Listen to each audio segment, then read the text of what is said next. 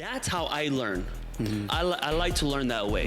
So I'm learning from left side to right side. Someone told me one time, don't just look at one viewpoint, look at the other side. I actually think it was Patrick David that said, look at both sides of the arguments. That way you can see what's their point of view. And you'll be surprised some people make good points of views. Yeah. And some of them are just their belief and no facts. Yeah. First official guest with us, Mr. Senor Chris Solis. I appreciate it. So good to have you. It's good to be here. I was just in shock, when the plane picked me up from my house, flew me in, and just custom VIP parking. We're going to have that for you, bro. I promise. Oh, no. Manprint. I love it, by the way. It's very unique, and I'm just excited to see how far it's going to be, like where this is going to go. So this is awesome. I love the name, by the way. First, right?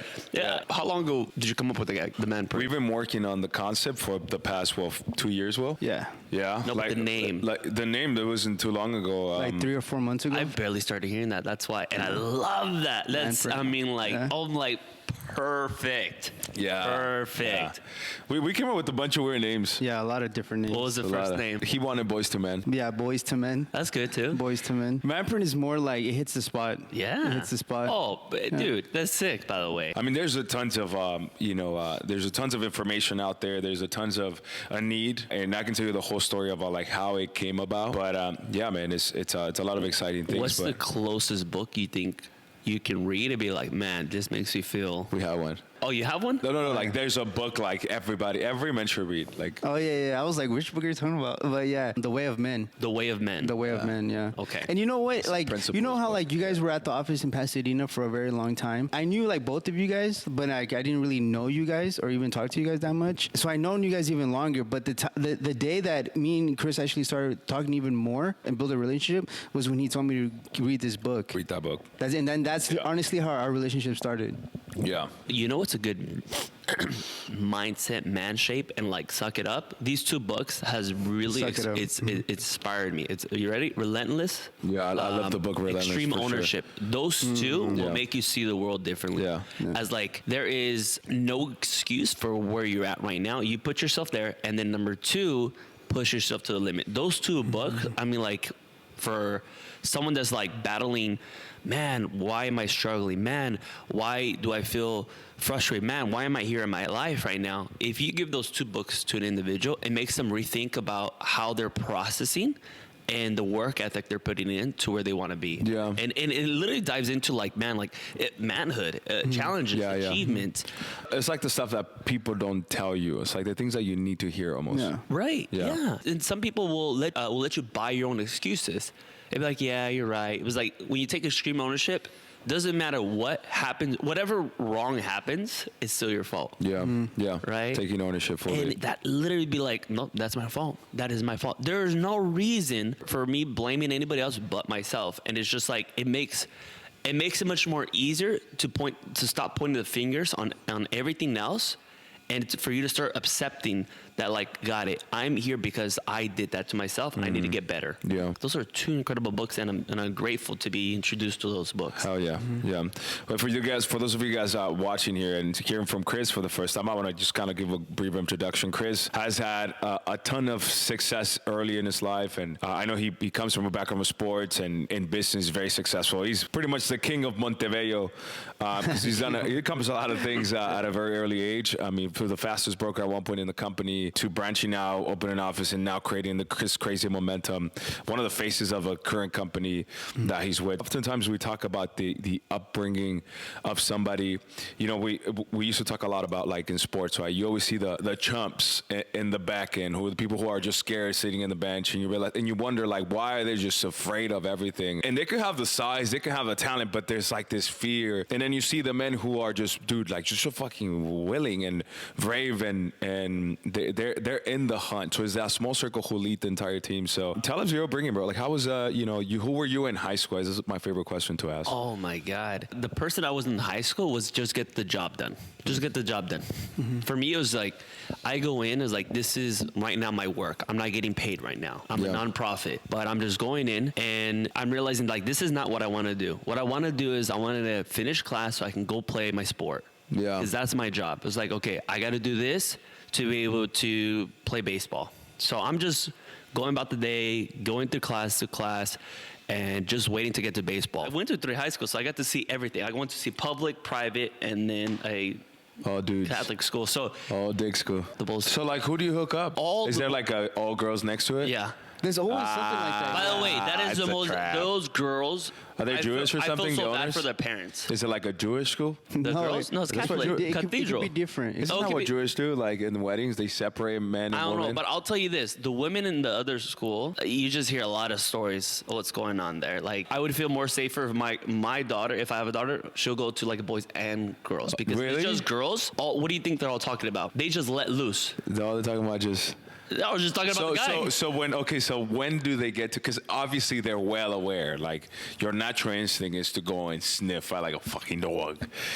So what's the point where you get to go see and like, see the in my girls? experience, Do they come to the yeah, games? right. Oh, yeah, absolutely. Straight out, they'll come to the games. They'll sneak away. I've heard more things about more girls being. I don't know, what do you call the word? Yeah, I don't want to say that. But yeah, hoes. Going to all women's school than guys and girls, surprisingly. It's like going to host school. Yeah.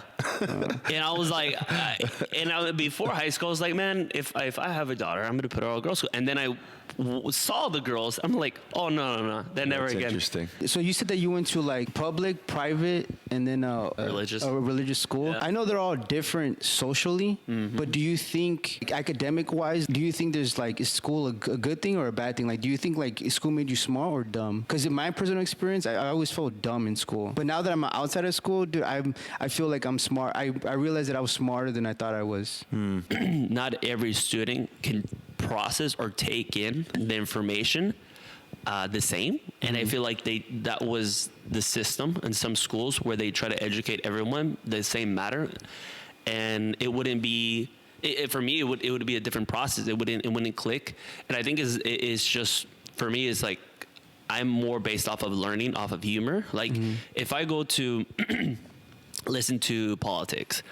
There's some politics you're just like, I don't get it. Can you make it fun and giving it as an example? And I think the best things that we've seen, and I like to look at both sides. So there's one that's like Trevor Noah, straight out Democrat, makes fun of Republicans as much as he can. But I like it because it's funny. But I want to know. But Dude, I want to know. I don't like that guy. You don't like that guy? No. Yeah. And he just trashes the right.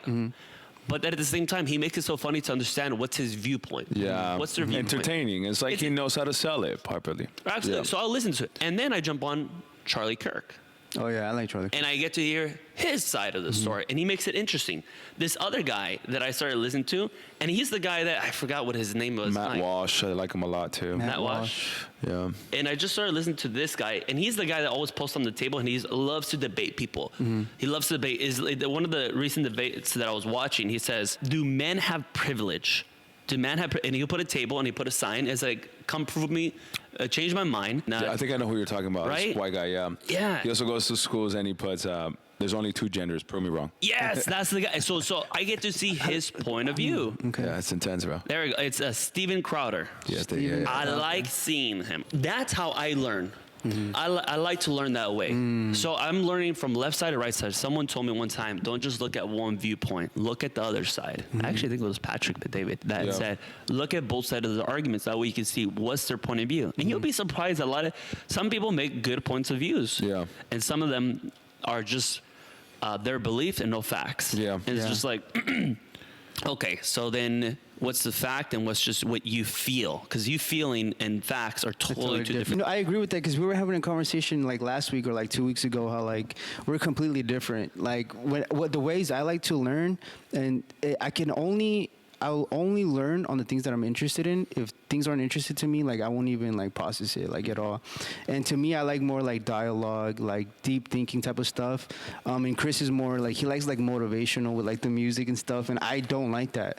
You know? So it's like the what you like and how you learn is like how you pretty much will grow, right? In school and stuff. The thing I would say this, Will, when I came to school, I was not the smart guy. And I never said I was a smart guy, but I was the wise guy. I was the individual that says, does that make sense to me? And if it doesn't, it was like, I'll give you an example. I'll put my effort if I know I'm going to be using this in the future. Like, I need to, even if I don't like it, I'll make it an obsession because I need to learn. Like, reading for me at the beginning was like, why do I need to read? Why is it important? But then I realized, like, oh, wait, this is going to help me develop. And I have to be sold on it, getting this experience from people that I want to become. And it was a lot of the personal development that had to take place, because if I cannot read, I wouldn't read, right? And in baseball, I didn't have to read. But once I joined entrepreneurship, I joined PHP, it forced me to be able to learn a skill that was not my strength. Got it. Yeah. And I would say, for me, I wouldn't say I'm smart, I'm wise. I want to be wise, because if I'm smart, then I can only work for myself. But if I'm wise, I can work with other people. I got a question for it. So coming up, right, who were you closest to, mom or dad? My father growing up, and as I got older, my mother. Really? Yeah. And what happened? So my father was work hard. Don't complain, just get the job done. My dad is one of the hardest worker physically hardest workers, and he'll find the solution. And it was just like, I'm gonna find the solution one way or another. It may not work this way, but we're gonna figure it out. What's something that you truly admire about your dad? He would always find a way to be able to just get the job done. No matter what, he'll find a way how to get the job done. And I grew up to that. And then transitioning to my mother, on the other hand, I grew up to her being a business owner, her being a decision maker. I would see her in a sense of like, man, I'm a leader and I'm guiding people. I'm helping people. I'm teaching people. So you always admire that from her? Yeah. And they both had great qualities. As a child growing up, I was like, man, if I can take from both of them, that's parenthood, right? It's like, that's, you as a parent are supposed to be able to imprint on your child to be able to be better than you. Right? Yeah. Was there at any point anything that, damn, you resent about your dad? You know how, like, we go through the stage where, like, your parents are superheroes, and then you go through the stage you, like, start demonizing your parents? Was there something that, damn, I wish my dad would did this a little better? Or I firmly believe that men who don't have dad figure, they struggle a lot. Yeah. With a ton of things. Yeah. And that's why I think, okay, you're able to accomplish a lot of things on a young age. Boy or girl. Right. If there's no dad, boy or girl. So you're saying I've seen some guys that their dads are not around, it can affect them. How? They're more aggressive. If you're aggressive, you can't control your emotions. You know what's so interesting? You know how, like, what happens when a girl doesn't have a dad? She's a slut. Daddy issues. Same thing for the guy. I thought for like the a guy, and they'll carry on for a long time. It's the same thing for the guy. If he doesn't have his mother, or if he doesn't have his dad? If he doesn't have his dad. His dad. Explain it more. Like, what do you mean? Like, okay, a dude doesn't grow up without his dad. What happens to the guy? He wants to fill the void of his mom, so he'll keep trying to find that woman, and won't settle down. What I've seen. Yeah. I mean, obviously, guys are gonna be guys, and yeah, they're play around because they never seen a stable relationship where the father is giving respect to the mother, and you grew up and like, oh, my mom was the only one there.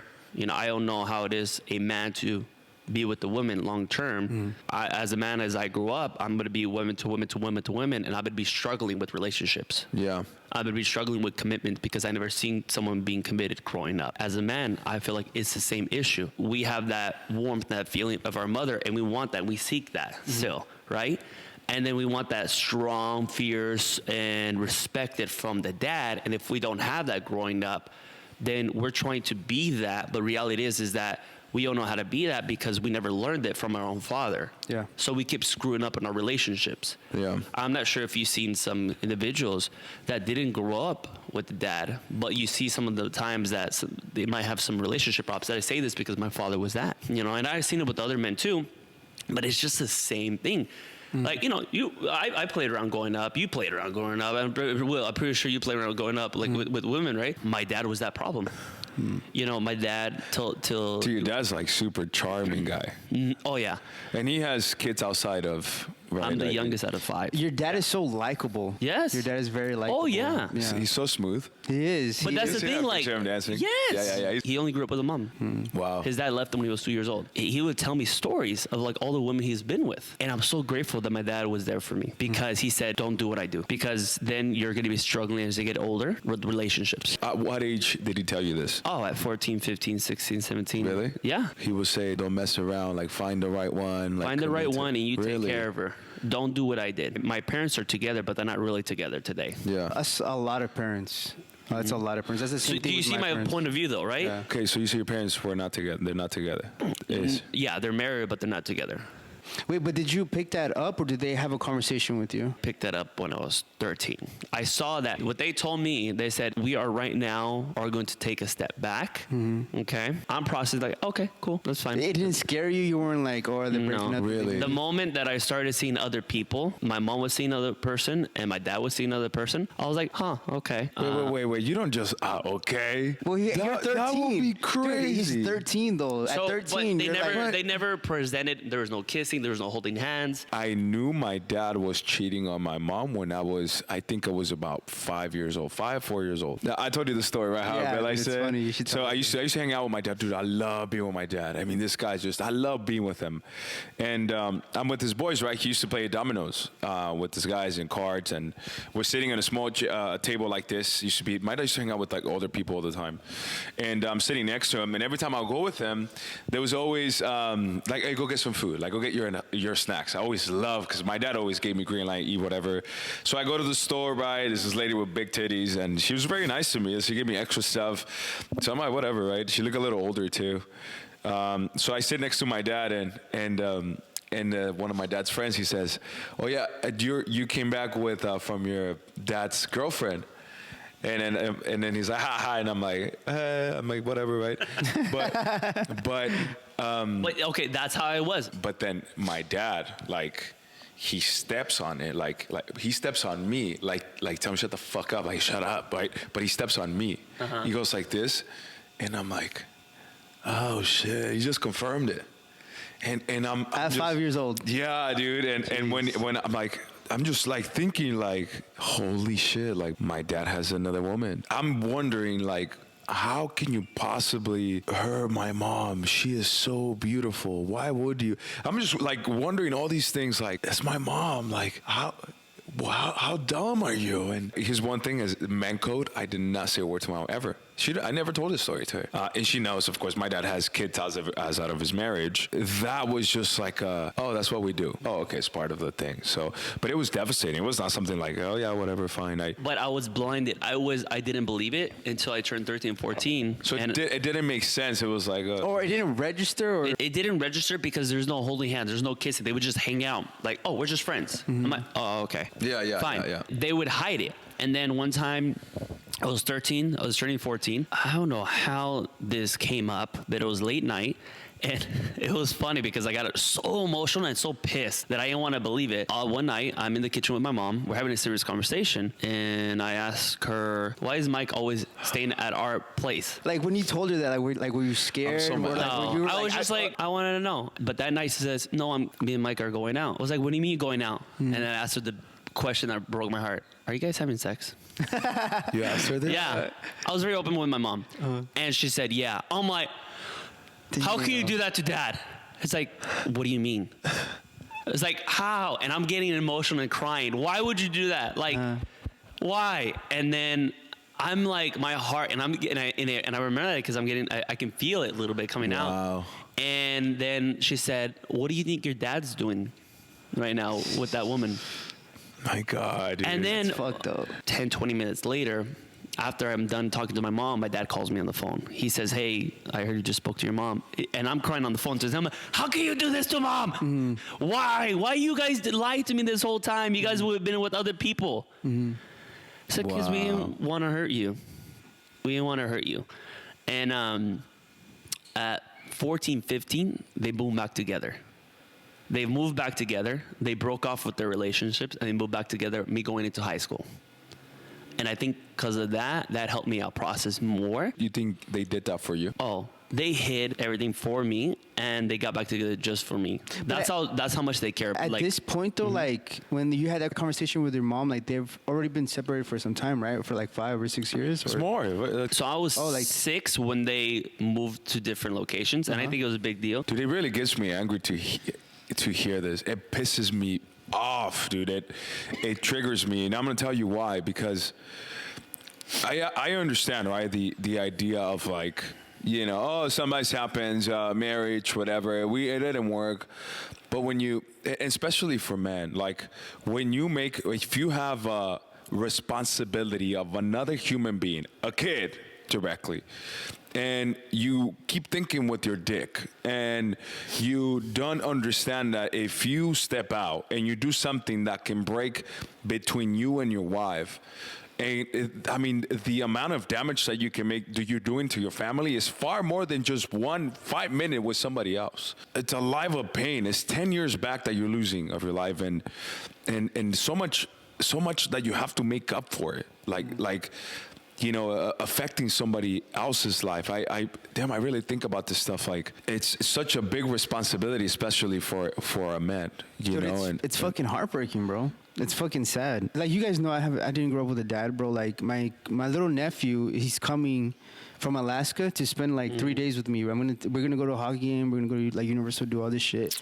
And in my head, dude, I'm like, dude, I want to do this. I want to do this. I want to do this. I want to do this with him. You know, like, do all this shit. And in the back of my head, I'm thinking about my dad. Like, bro, how can a man just leave his family?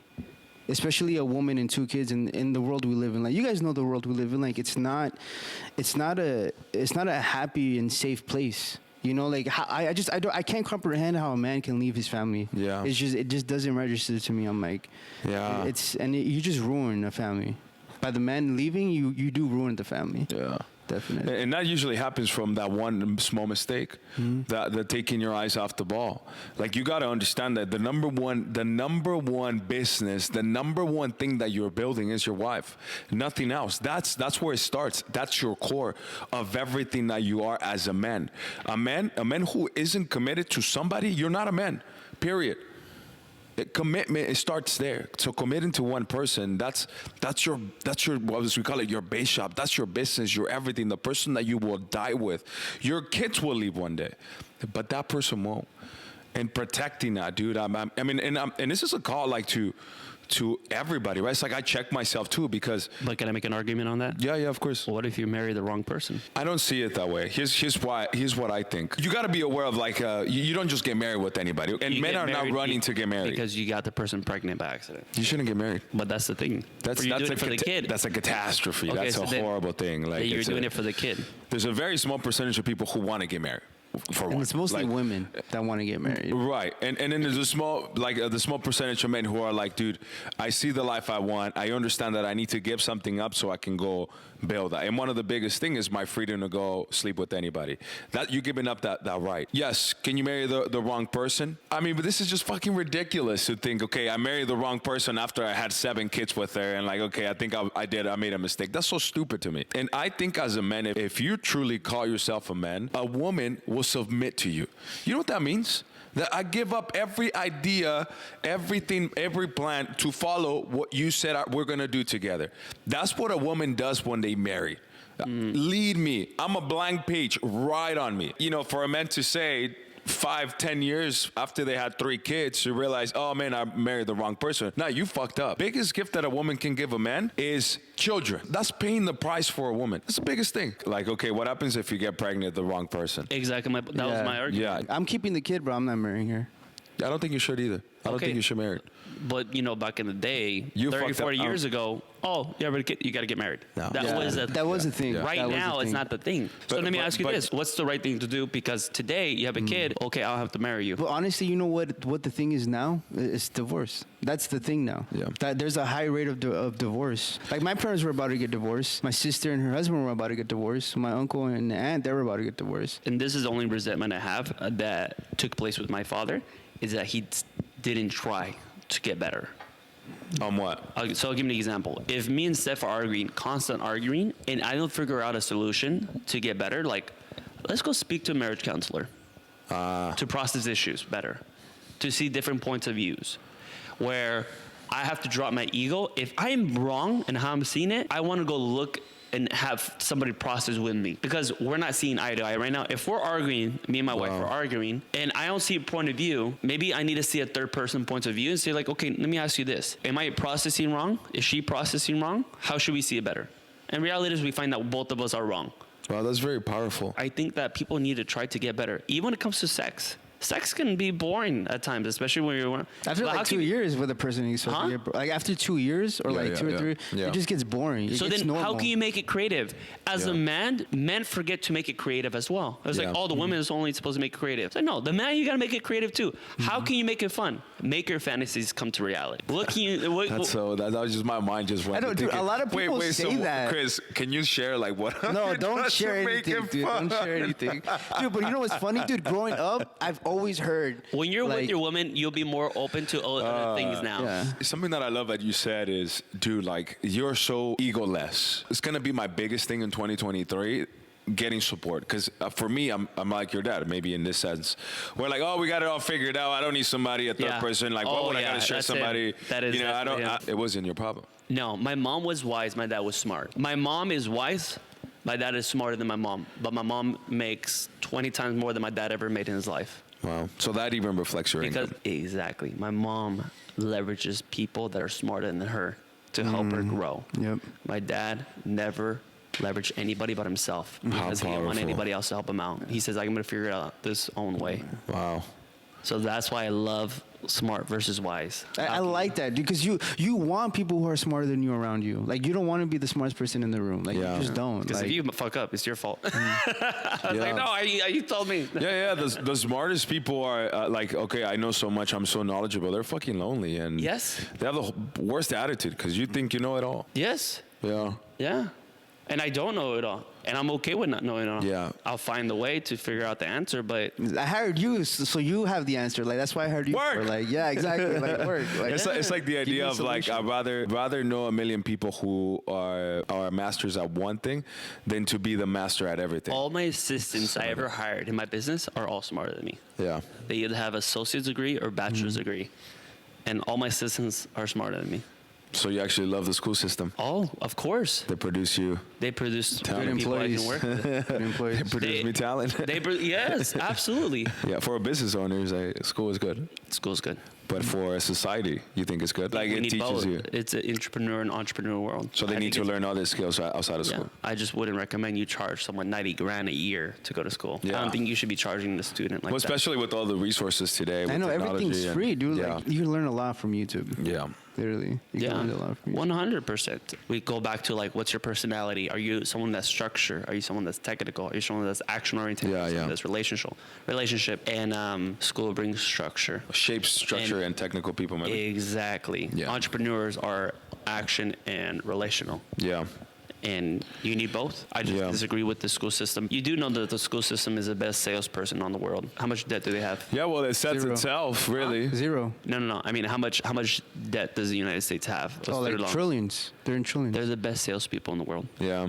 because they can sell you on the fact that I'm going to give you a paper that says you're a graduate, and that paper is gonna either get you that job or not. But no matter what, the school's getting paid till the day you die. Yeah. So they have the best closing rate, and they sold you on the fact, and they can charge you whatever.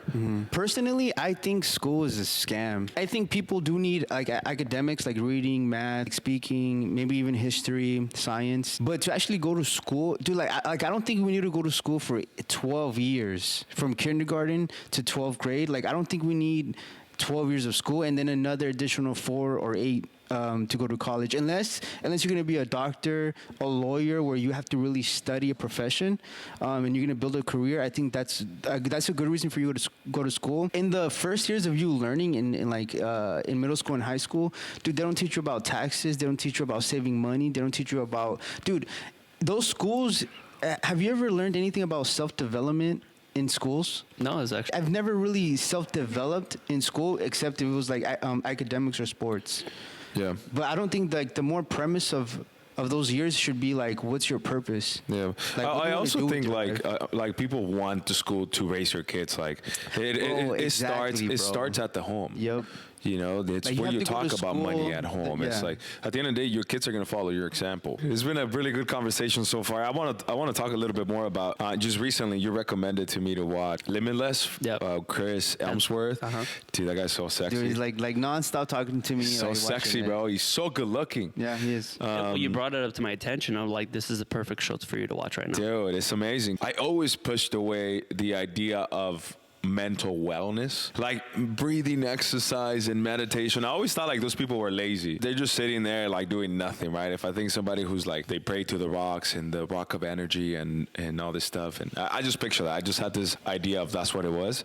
But it talked a lot other things, like the idea of like staying in shape and strength and memory. And one of the biggest topics that was on it was acceptance. Accepting the inevitable, like death, an illness, or like a parent dying. What would you guys say is your biggest fear? Dying. Yeah, that's what I was going there. Like, what is your biggest fear, Chris? Are you scared of dying? I don't know. Some days I'm like, other days I'm like, yeah, I'm afraid of death.